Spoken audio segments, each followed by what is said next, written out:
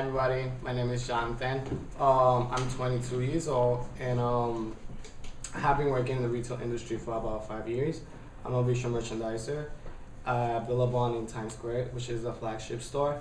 I have been involved with the Retail Action Project also. I'm a proud member and a leader of the Retail Action Project, which is an organization that pretty much works to better standards in the retail industry. I also was part of a successful campaign with the RDORDSU, which is the Retail Wholesale Departments Store Union.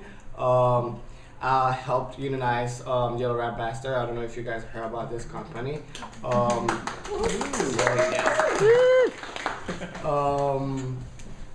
Yeah, and at Yellow Rat Bastard, I was pretty much bullied and harassed by one of my coworkers. I also have other issues with customers calling me a faggot and a queer at the workplace. Yeah, so I'm gonna be discussing my experience being bullied and harassed at work. Great. So Jonathan, tell us a little about your bullying experience. Well, when I was at Yellow Rat Bastard, one day, one of the experience that I had there, one day, for some reason, management told me that I was the employee of the month, so they decided to put a picture of me by the employee's bathroom.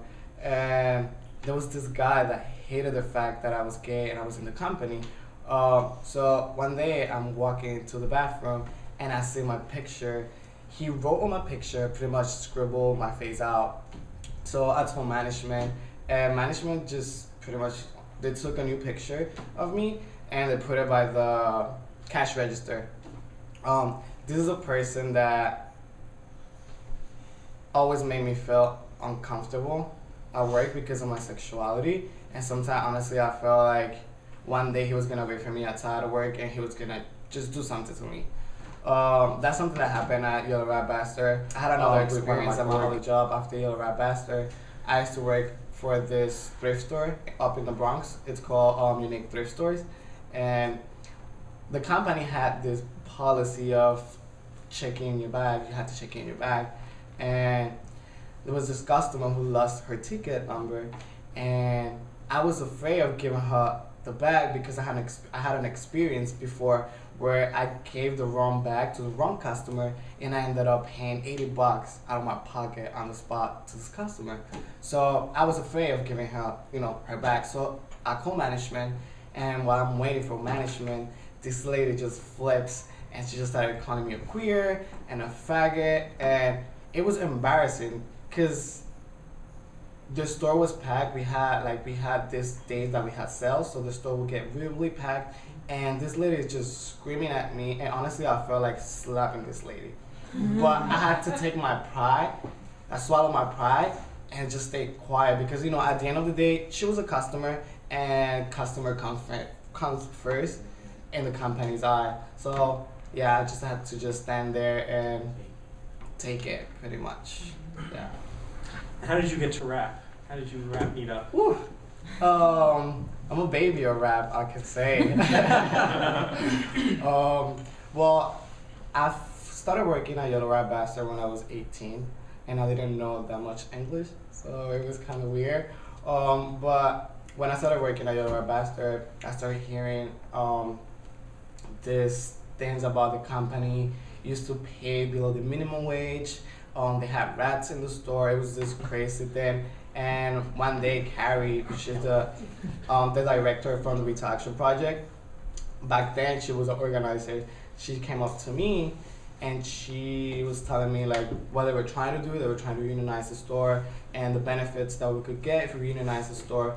And I've always been an activist. I always felt like, I was been an activist, so I was down to it, and I was pretty much new in the company, so I was down to it, and ever since I just got involved with rap. We unionized the store, and I always been with rap. Right now I'm a member, organizer, and training, so yeah, I'm getting trained to be an organizer, so yeah.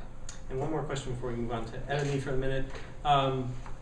What, if anything, in your rap work, in organizing, have issues of sexuality or gender identity been discussed or strategized around at all? Yes. Well, we've been an organizer. and being part of a union, we have the chances to be protected. Like, actually, the guy from the workplace, what's his name? Pride at Work. He Pride was at Work, part, yeah. yeah, he was a big help for when we unionized the store, because we actually got, I forgot the, we got gender identity expression and sexual orientation, and yeah, so pretty much, yeah, those are the things that.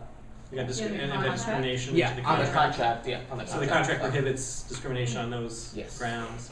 And has that affected the workplace on the ground, do you think, at all, in terms of how people are treated and the kinds of incident that you experienced? It did affect it, because after we unionized the store and we got all this procedures and policies in the contract, everything stopped. I honestly felt very comfortable and secure at the company. So it did change. It made a lot of change to the company.